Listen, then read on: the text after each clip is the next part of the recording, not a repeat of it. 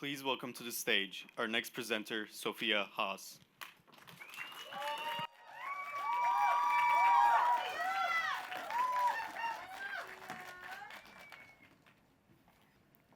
I've always created things through touch and hands-on making. This has helped me to build my own body of work while also supporting me in my personal life. Working with my hands is something that has always been there for me to help me process emotions I didn't have the right words for. It has given me a deep appreciation for tactility and its impact on our minds and bodies. But for most people I know, this isn't the case. They are too occupied by screens to engage in daily handwork or physical interaction. We live in a screen-dominated world where many of our daily activities happen through glass. In order to make our lives more efficient, current design takes away friction, and with it the opportunity for tactile, embodied experiences. Brett Victor explains in his rant on the future of design that picture under glass technology sacrifices all the tactile richness of working with our hands, offering instead a hokey visual facade. So without any friction, we have a big problem. Our hands are bored. We have forgotten that our hands are our most useful tool, and they are made to do so much more than just swipe, type, and scroll all day long.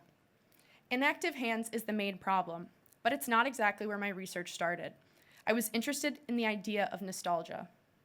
Nostalgia is a longing for home or past that no longer exists or has never existed. I became fascinated by the concept of consumed nostalgia, or consumer goods that we miss from the past.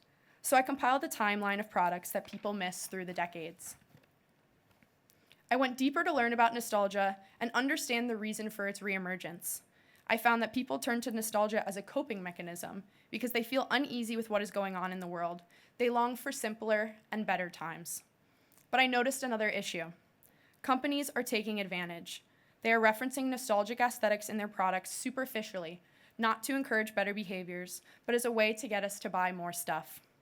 This is where I saw my opportunity. How can I use this growing cultural shift towards nostalgia to encourage people to go back to using their hands? Hi, I'm Sophia Haase, and my thesis is called Made by Hand, Reclaiming Analog Experiences Through Nostalgia. It explores how nostalgia can be used as an emotional and visual entry point to encourage physical engagement, practice, and handwork. I began speaking with designers, artists, printmakers, and puzzle people about everything from nostalgia to texture to craft. I asked them about the analog revolution and why they think people are drawn to products and experiences that feel simpler and hands-on. In an interview I had with Alistair Matthews and Michael Hunter, owners of La Puz Puzzles, they said making something with your own hands makes you care about it more. So I brought together participants to test this theory and see how people felt about handwork and making. After cutting, gluing, and crafting, I pulled out 4 very important insights.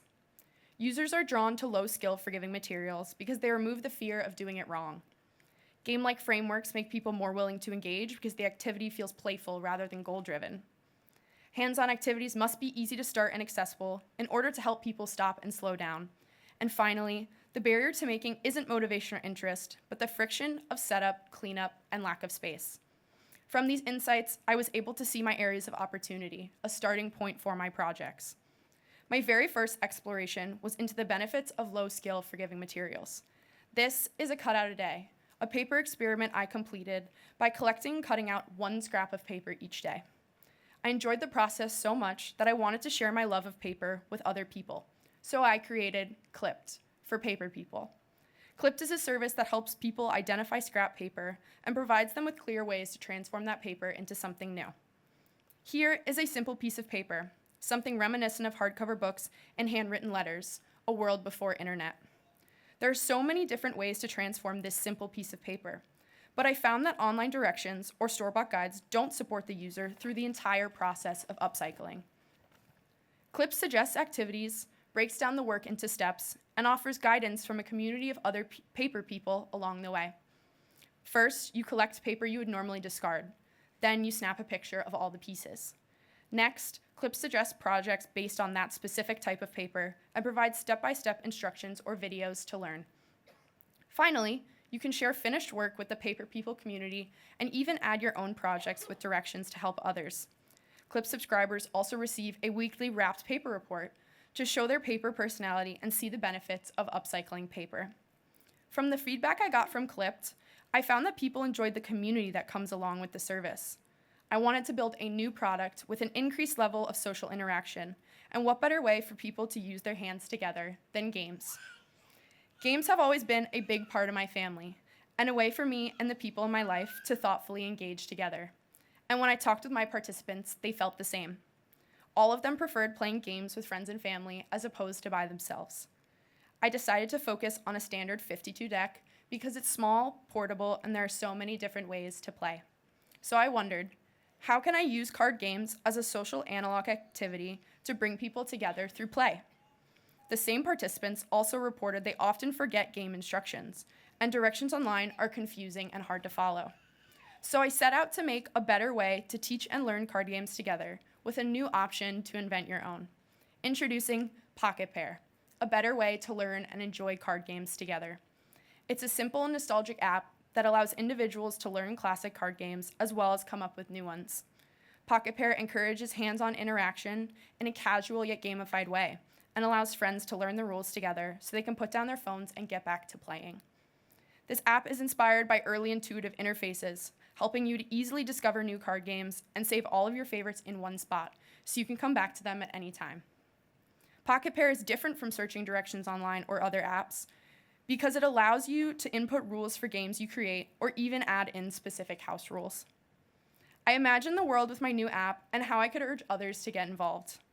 As a helpful tool at game night or at the bar with friends, Pocket Pair encourages people to give their hands something better to do. Easy entry soon became an important part of my thesis. I needed activities, like a deck of cards, that were simple and accessible to get people involved and comfortable with using their hands. This led me to stamps. Something near and dear to my heart because of my love of printmaking, but I also learned from my research the real advantages of stamps. I spoke with Will Mower, the creator of Blockface, a type-focused printmaking kit, who said printmaking has an immediacy that's very accessible and desirable. There's instant gratification. I experimented with the No Doubt stamp, a way to turn anything into a masterpiece, and even designed a custom typeface by carving into tiny pink erasers and stamping them. I did all of this before deciding I needed to share my love of stamps with the world. This is Stampix, a collective analog stamp mural. It's a large stamp by number installation that transforms a canvas into a welcoming creative opportunity. I felt that stamps could be a nostalgic childhood tool and low area entry point to get people making. My goal was to use stamping as a hands-on creative process that gives people permission to experiment and helps them build confidence through using their hands. In order to eliminate the intimidation of a blank canvas, I pre-marked a grid with clear indicators for where colors should go. The event was truly a success, and I was delighted by everyone who stopped on their walk to contribute a stamp and experience the joy of analog. So now you are super crafty and you love to do so many different things with your hands. You upcycle scrap paper, play card games with friends and family, and experiment with colorful stamps. But there's one little problem. You have lots of new hobbies and materials scattered everywhere around your tiny New York City apartment. I found that the barriers to hands-on activities aren't motivation or interest, but the friction of setup, cleanup, and lack of space. One of my workshop participants said, "I live in a small, cluttered studio already, and to make a mess feels bad. It's also pressure to finish what you are doing so you can clean up." I started playing around with storage when I constructed a handful, a cartoon-inspired stackable desk organizer, a way to bring back daily tactility. It was convenient, but way too small. I wanted something that could store many items for all types of activities. Imagine the intersection between your dad's daunting toolbox and your cluttered craft drawers from Michael's, something sturdy and reliable while at the same time inviting. So I built Dextra. Dextra is a multi-level storage system for your crafts, tools, games, or any materials from your new analog hobbies. Dextra provides storage for those who live in small spaces, but also focuses on visibility, highlighting the individual's handiwork by putting it on display. The logo and color palette are heavily inspired by the past. I pulled vibrant red and soft pastels from vintage toys and furniture to trigger physical memories, evoking a sense of tactility and nostalgia. Dextra's colorful exterior keeps every project contained and organized, while inside, each tray doubles as a workspace. You can make, play, or build right in the tray and put away once finished. The transparent top layer becomes an exhibit of your current work, keeping it the most visible, while the rest of the drawers store other in-progress tasks for later. A way to keep your work out of the junk drawer. The final product is not only an eye-catching piece to keep in your home, but a constant reminder to you and those in your life of the benefits of daily handwork.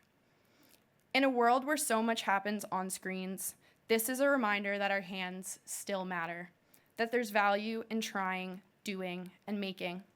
I hope you can see that nostalgia shouldn't be used as a way to escape the present, but to engage with it more fully, one analog experience at a time.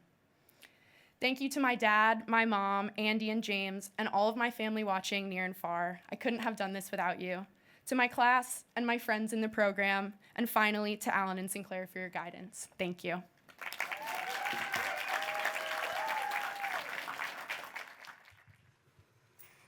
Hey, Sinclair. Hey, Sophia. I think you know how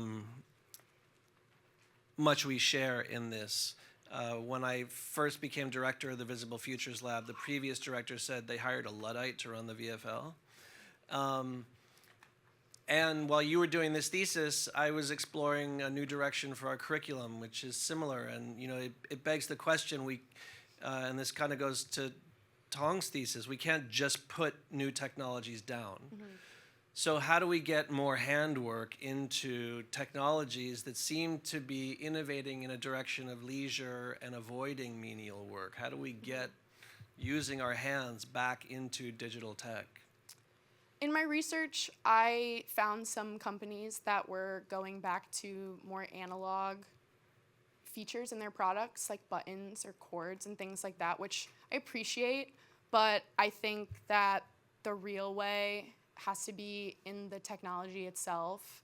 Like I mentioned in some of my work, I think that features or apps that are simpler and are more geared toward one use is gonna be something that supports handwork and makes it easier and more accessible for someone to do, so that they actually want to use their phone, put it down, and get back to doing something else. So I think it's got to be in the phone and not just a button, even though I love buttons.